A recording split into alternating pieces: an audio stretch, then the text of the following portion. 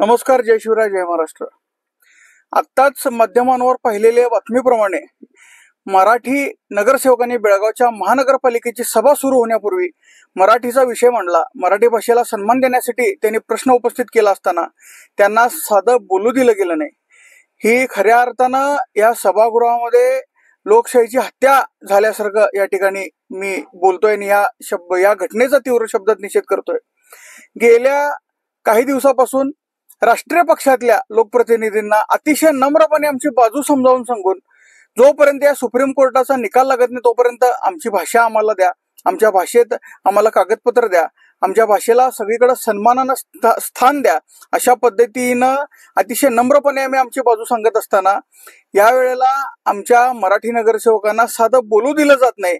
खऱ्या अर्थानं त्यांचा एक नगरसेवक त्या ठिकाणी यांना सभागृहाच्या बाहेर घाला अशा पद्धतीने बोलत असताना मराठीची मागणी केली म्हणून जर तुम्ही आमच्या नगरसेवकांना सभागृहा बाहेर घालायची भाषा करत असताल तर तुमचा माज कुठेतरी उतरावा लागेल, एवढंच खऱ्या अर्थानं मी सांगतोय. आम्ही शांततेनं लोकशाही मार्गानं आजपर्यंत आमचं काम करत असताना, आमचा लढा लढत असताना तुम्ही प्रत्येक वेळेला आम्हाला डिवचत असताय. राष्ट्रीय पक्षात जाऊन काम करणाऱ्या मराठी भाषिकांनी सुद्धा हे सगळं लक्षात घेतलं पाहिजे. तुम्ही प्रत्येक वेळेला आम्ही आता आव्हान करतोय गेल्या काही दिवसापासून, तुम्ही आहात तिथं राहा पण मराठीला सन्मानानं वागवा.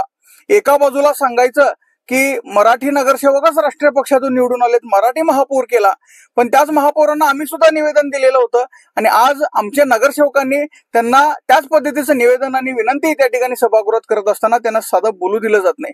ही खऱ्या अर्थानं शोकांतिक आहे. मी सगळ्यांना विनंती करतो यावर आता काहीतरी ठोस पावलं उचलणं गरजेचं आहे. आम्ही ज्या लोकप्रतिनिधींना भेटून आमची बाजू मांडतोय, भविष्यातही शिल्लक जे राहिलेले लोकप्रतिनिधी त्यांना सुद्धा भेटून आमची बाजू सांगू. पण जर मराठीला त्यांनी सन्मान किंवा मराठीला डावलायचं काम असं सातत्यानं करत राहतील तर त्यांना त्यांची जागा दाखवावी लागेल. मी आमच्या मराठी नगरसेवकांना स्वाभिमानी जय महाराष्ट्र देतो. त्यांनी आवाज उठवला, अशाच पद्धतीने त्यांनी मराठीसाठी सन्मानासाठी लढत राहतील. नगरसेवक रवी साळुंके असतील, आमचे सहकारी शिवाजीदादा मंडोळकर असतील, वैशाली भातखंडेताई असतील, त्यांनी खऱ्या अर्थानं आज मराठीचा सन्मान त्या ठिकाणी त्या सभागृहात राखून सभेचा त्याग केलेला आहे. त्यांच्या मराठी स्वाभिमानी बाण्याला त्या ठिकाणी मी परत एकदा सलाम देतो आणि जय महाराष्ट्र सांगतो.